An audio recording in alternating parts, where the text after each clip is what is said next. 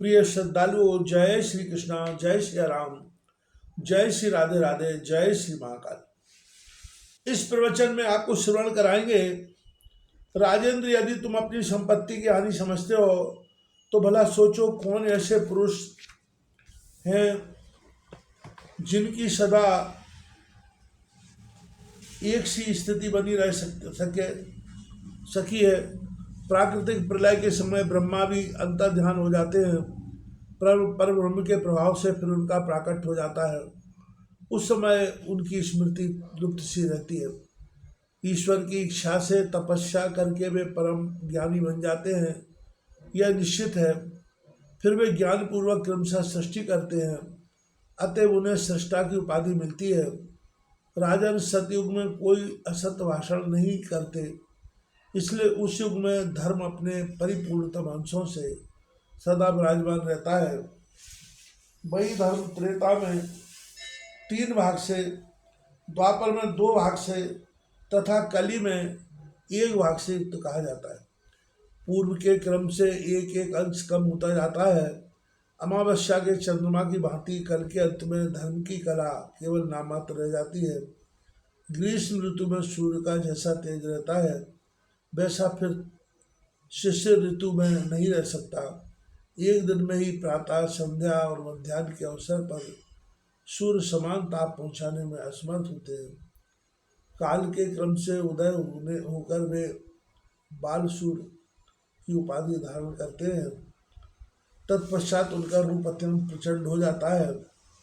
समय आने पर फिर वे अब अस्त भी हो जाते हैं।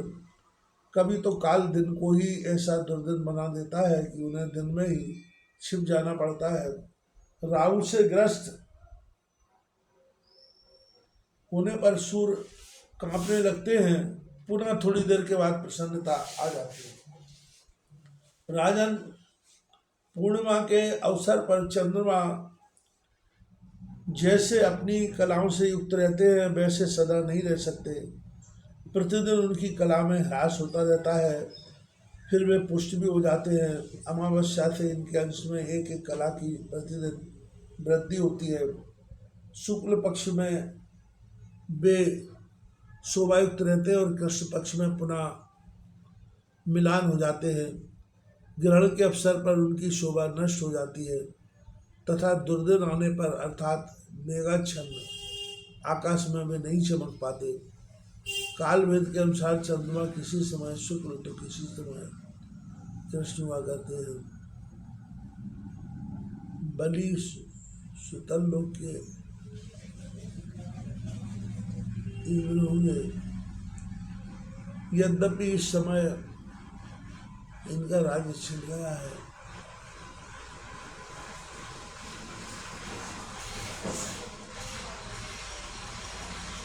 समय पर विश्व नष्ट होते हैं और काल के प्रभाव से पुनः उनकी उत्पत्ति भी होती है। चराचर अखिल जगत काल की प्रेरणा से अनुसार सृष्टि और संहार शब्द को सार्थक करते हैं। केवल परब्रह्म परमात्मा से ही काल की क्षमता की जा सकती है, कारण वे ही परमेश्वर है। उन्हीं की कृपा से मुझे भी मृत्युंजय होने का सौभाग्य प्राप्त हुआ है। अतएव जिसे कोई नहीं देख सकता, उस प्राकृतिक प्रलय को मैं बार बार देखता हूँ। वे परमेश्वर ही प्रकृति रूप है और उन्हीं को पुरुष भी कहा जाता है। वे ही आत्मा है और वे ही जीव है। वे नाना प्रकार के रूप धारण करके सदा कार्य में संलग्न रहते हैं। कार्य के अनुसार उनमें नाम और गुण की प्रसिद्धि होती है। उन्हीं परमेश्वर ने सृष्टिकर्ता ब्रह्मा, पालनकर्ता विष्णु तथा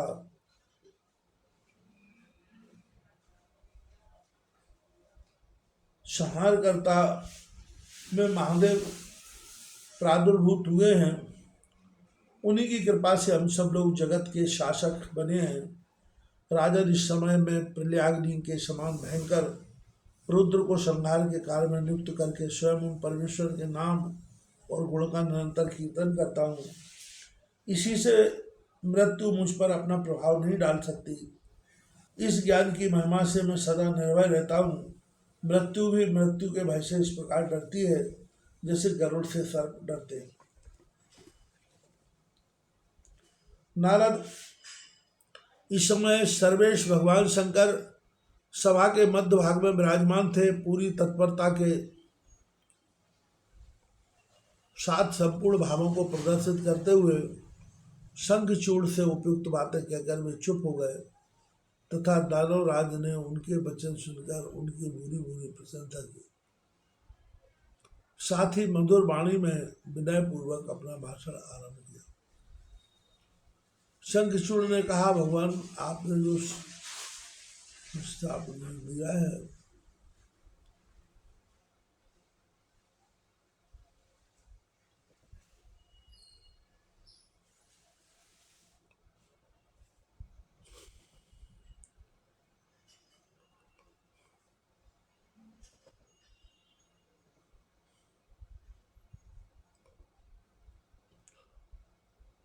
नारद, उस समय सर्वेश भगवान शंकर सभा के मध्य भाग में विराजमान थे। पूरी तत्परता के साथ संपूर्ण भावों को प्रदर्शित करते हुए शंखचूड़ से उपयुक्त बातें कहकर वे चुप हो गए तथा दानव राज ने उनके वचन सुनकर उनकी बुरी बुरी प्रशंसा की। साथ ही मधुर वाणी में विनय पूर्वक अपना भाषण आरंभ किया। शंखचूड़ ने कहा, भगवान आपने जो कुछ कहा है उसे कभी अन्यथा नहीं माना जा सकता, परंतु कुछ मेरी ही यथार्थ प्रार्थना है, उसे सुनने की कृपा करें। अभी आपने जाति द्रोह के विषय में जो महान पाप बतलाया है सो ठीक है। मैं इस समस्त बलि के ऐश्वर्य को पाताल से उठाकर लाया हूँ, अतः इस पर मेरा ही पूर्ण अधिकार है। उस समय वहाँ भगवान श्री हरि गदा लेकर पहरा दे रहे थे, अतः मैं बलि को नहीं ला सका। पर ब्रह्म परमात्मा प्रकृति स्वरूप है, यह विश्व उनके मनोरंजन की सामग्री है। वे जिस समय जिसकी जो संपत्ति प्रदान करते हैं वह उसी की संपत्ति मानी जा सकती है। इस वैभव के विषय में देवताओं और दानवों का विवाद सदा से चला रहा है।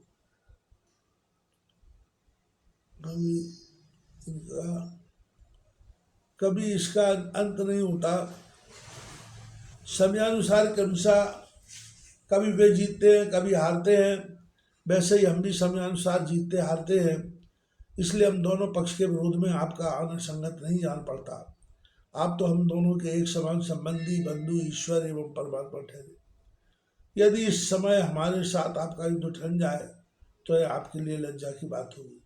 हम विजयी होंगे तो हमारी कीर्ति अधिक फैल जाएगी और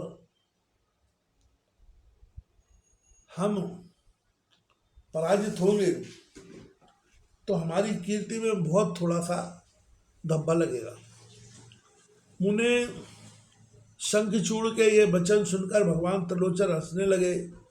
तत्पश्चात उस दानवेश्वर का समुचित उत्तर देना उन्होंने आरंभ किया। महादेव जी बोले, राजन तुम लोग भी तो ब्रह्म के ही वंशज हो, फिर तुम्हारे साथ युद्ध करने में मुझे क्या बड़ी लज्जा हुई।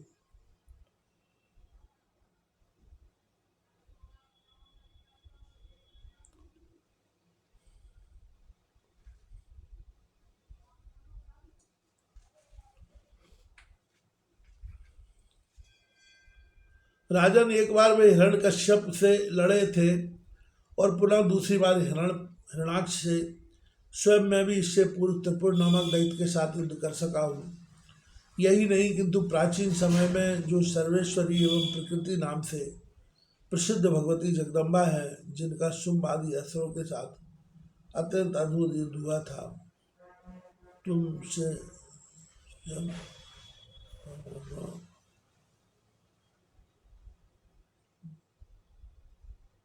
तुमसे स्वयं परमात्मा श्री कृष्ण के अंश और उनके पार्षद हो जो दैत्य मारे गए हैं, उनमें से कोई भी तुम्हारे जैसे बलवान नहीं थे। फिर राजन तुम्हारे साथ युद्ध करने में मुझे क्या लज्जा है। देवता भगवान श्री हरि की शरण में गए हैं, तभी उन्होंने मुझे तुम्हारे पास भेजा है।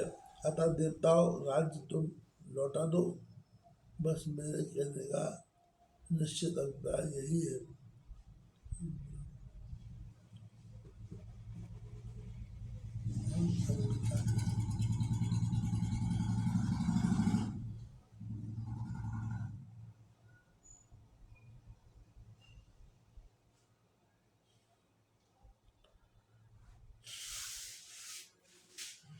अब अधिक शब्दों कि अपव्यय करने का क्या प्रयोजन है। नारद जब इस प्रकार कहकर भगवान शंकर चुप हो गए, तब शंखचूड़ भी अपने मंत्रियों के साथ तुरंत वहां से उठकर जाने को तैयार हो गया।